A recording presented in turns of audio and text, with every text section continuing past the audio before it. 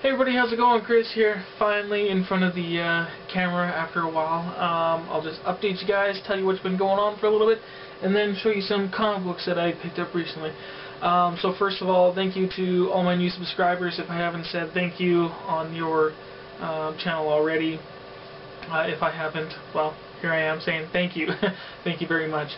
It's always great to have more subscribers and more people to converse with about comic books. Let's see, so let's get into some of the updates. Let's see, one of the things, sadly, one of the things that have been kept me busy for a while is that I had to end up replacing the hot water heater in our home. So, oh boy, that was a big hit, especially since we're both saving up, pinching every penny we got so we can save up to go to the Calgary Comic Show and see Stan Lee. And all of a sudden we get hit with this big bill, paying roughly $1,000 once everything's all said and done. So that sucks. Let's see, what else was there? Big thing too is my wife. She ended up taking on a part-time job because she wanted to get some extra stuff like some furniture. We're saving up to build a fence as well on our property, so she wanted to do that.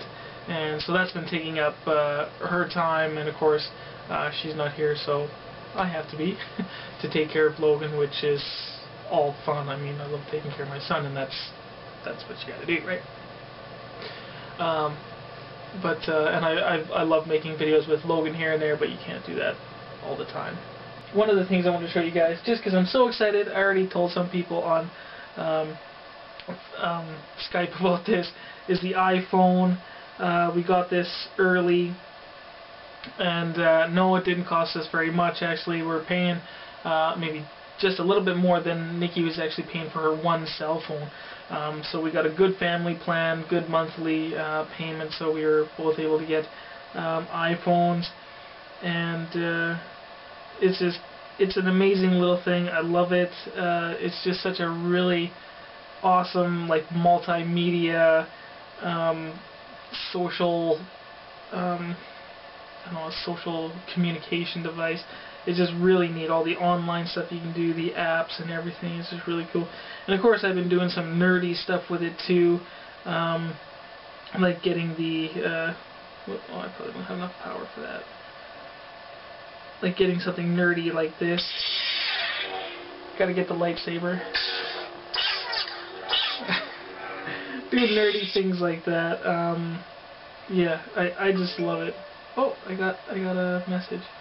I sent her actually a message telling her to check her email because I sent a little song to her through the I Am T-Pain app, which auto-tunes your voice. And today is Nikki's birthday. Happy birthday to you. Happy birthday to Nikki. Yeah. Happy birthday to you.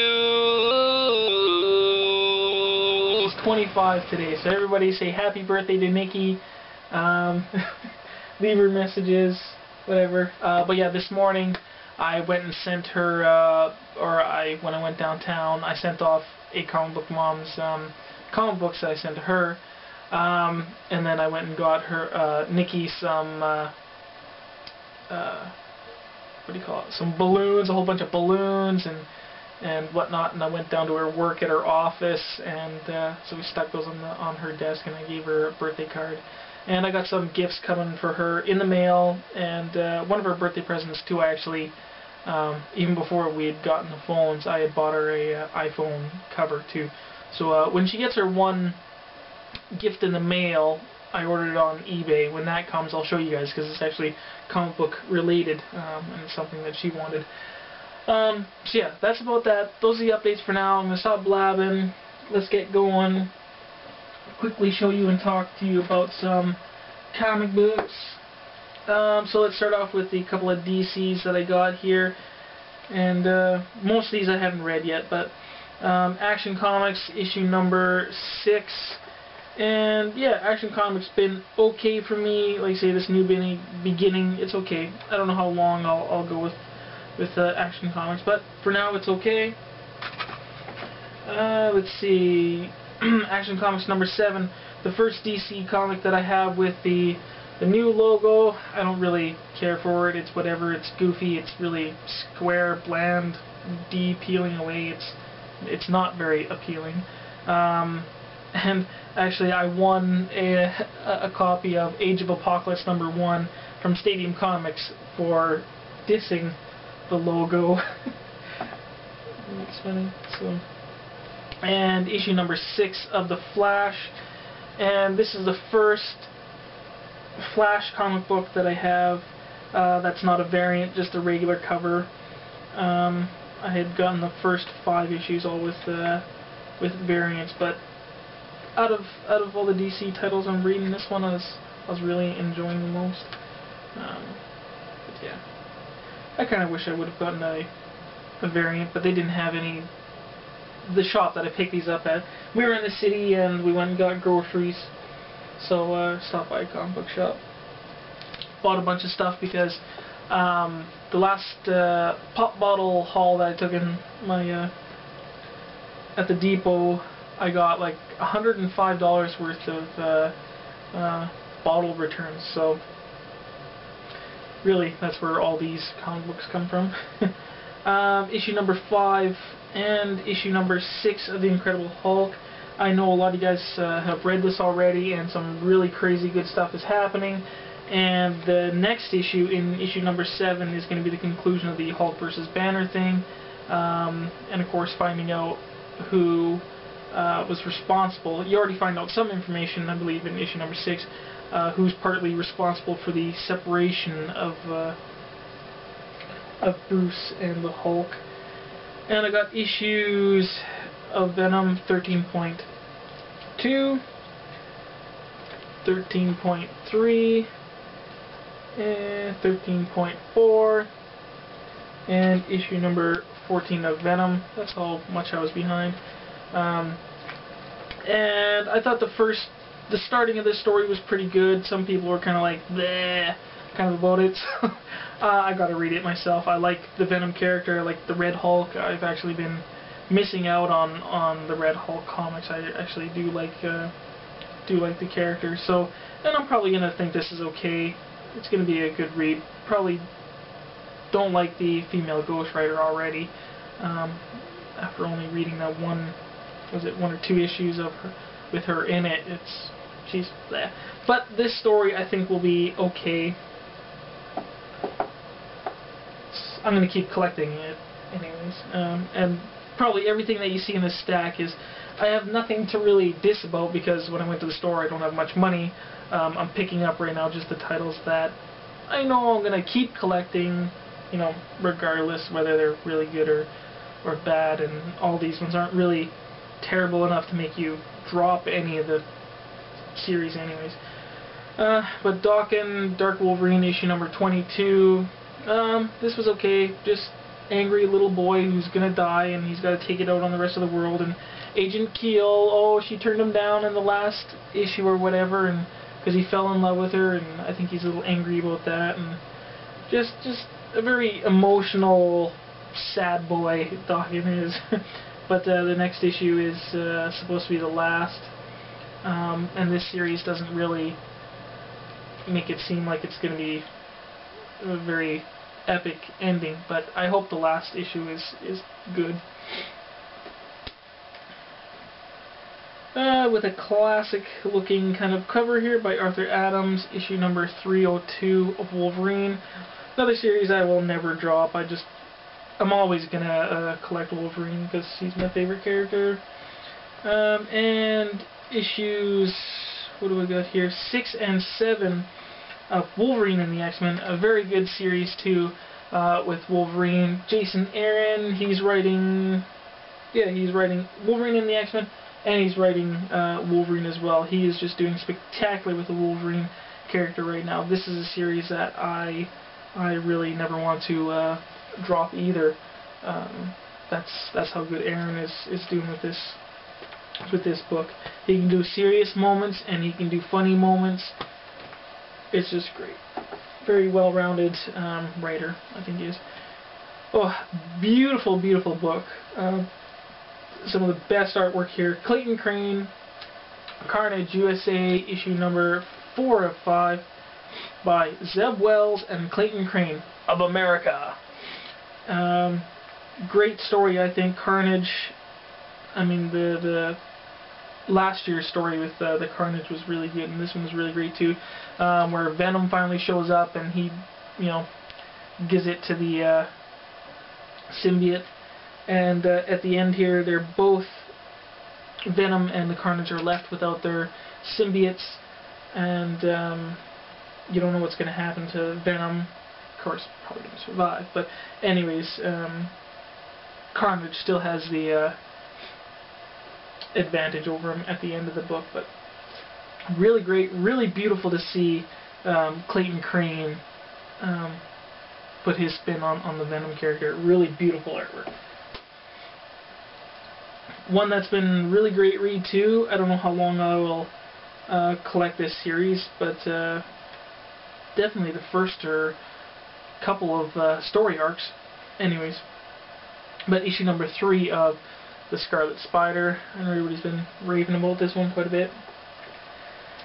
Oh, and catching up on all of these ones, I have issues 679.1 of Spider-Man,